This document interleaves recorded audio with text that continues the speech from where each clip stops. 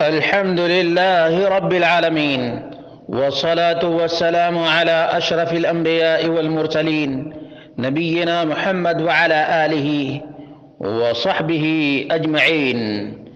برادران اسلام، دینی اور ملی بھائیوں، دوستوں اور ساتھیوں، اللہ واحد کی عبادت اور بندگی کرو اور اسی کی اطاعت و فرما برداری کرو۔ اللہ رب العالمین کے حکم اور اللہ رب العالمین کے منہیات کا اہتمام کرو۔ وَاعْلَمُوا أَنَّ اللَّهَ يَعْلَمُ مَا فِي أَنفُسِكُمْ فَاحْذَرُوهُ۔ اللہ کے بندو، نیک بختی اور سعادت مندی، کامیابی اور کامرانی یہ ہے کہ مسلمان اپنے رب ہی کی عبادت اور بندگی کرے، کسی بھی چیز کو اس کا شریک نہ ٹھہرائے، اور اللہ رب العالمین اسے مسلمانوں کی عزت، مسلمانوں کے مال اور مسلمانوں کے خون سے محفوظ رکھے۔ اور اسی کے لیے اللہ رب العالمین کی طرف سے حسنہ ہے۔ اللہ رب العالمین ہم سب کو عافیت نصیب فرمائے۔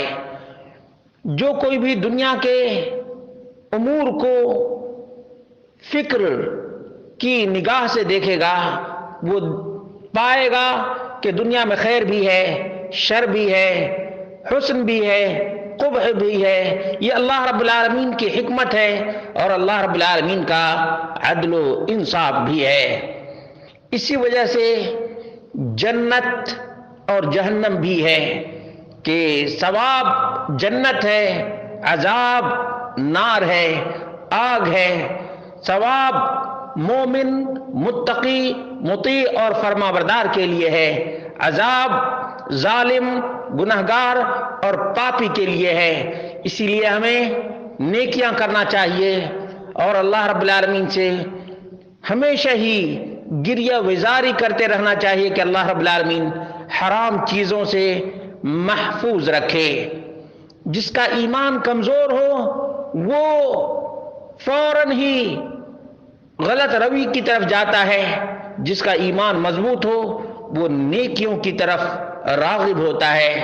ہمیں اللہ رب العالمین عظیم ترین شریعت سے نوازا ہے، اس لیے ہمیں شریعت کی پابندی کرنی چاہیے اور خوارج وغیرہ کے تمام تر افکار اور خیالات سے دور رہنا چاہیے۔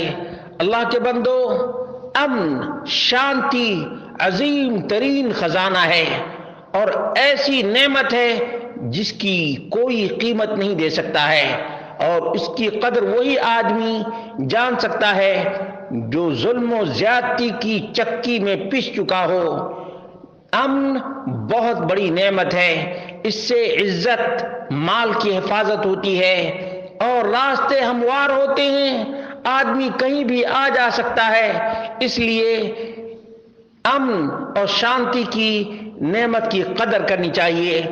اللہ کے بندو، اللہ کا دین رحمت ہے، عدل ہے، انصاف ہے مخلوق کے ساتھ، اور یہ ہماری شریعت اسلامیہ نفس کی تمام تر حفاظت کے لیے ہے اور تعدی اور ظلم سے روکنے کے لیے ہے۔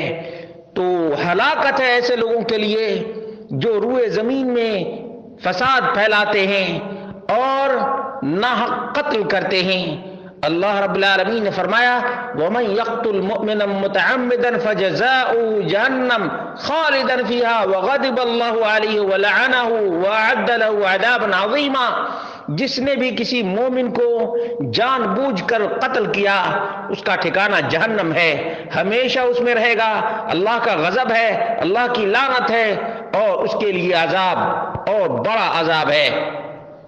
رسول مکرم صلی اللہ علیہ وسلم نے فرمایا دنیا کا ختم ہونا اللہ کے نزدیک آسان ہے بنسبت ایک مسلم کے قتل کے۔ مسلم کے قتل کا معاملہ بہت ہی ڈینجرس ہے اللہ رب العالمین کے نزدیک۔ اس لیے اللہ کے رسول صلی اللہ علیہ وسلم نے فرمایا مومن کے لیے راہیں کشادہ ہوتی ہیں جب تک کسی دم حرام کا ارتکاب نہ کرے۔ اللہ کے رسول صلی اللہ علیہ وسلم نے فرمایا جو شخص اپنے آپ کو اونچائی سے گرا کر ہلاک کر دے وہ جہنم میں ایسا ہی گرتا رہے گا ہمیشہ ہمیشہ۔ جو شخص زہر پی کر کے اپنے آپ کو ہلاک کر دے اس کے ہاتھ میں زہر کا پیالہ ہوگا اور نار جہنم کے اندر جل رہا ہوگا ہمیشہ ہمیشہ کے لیے۔ اسی طرح سے اللہ کے بندو اللہ رب العالمین سے ہمیشہ دعا کرتے رہو کہ اللہ رب العالمین ہم سب کو حرام سے محفوظ رکھے، حلال پر اکتفا کرنے کی توفیق عطا فرمائے۔ دین اسلام تمام تر خوبیوں کا حامل ہے اور تمام تر شر اور برائی سے حفاظت ہے۔ اللہ رب العالمین ہم سب کو دین اسلام پر چلنے کی توفیق عطا فرمائے۔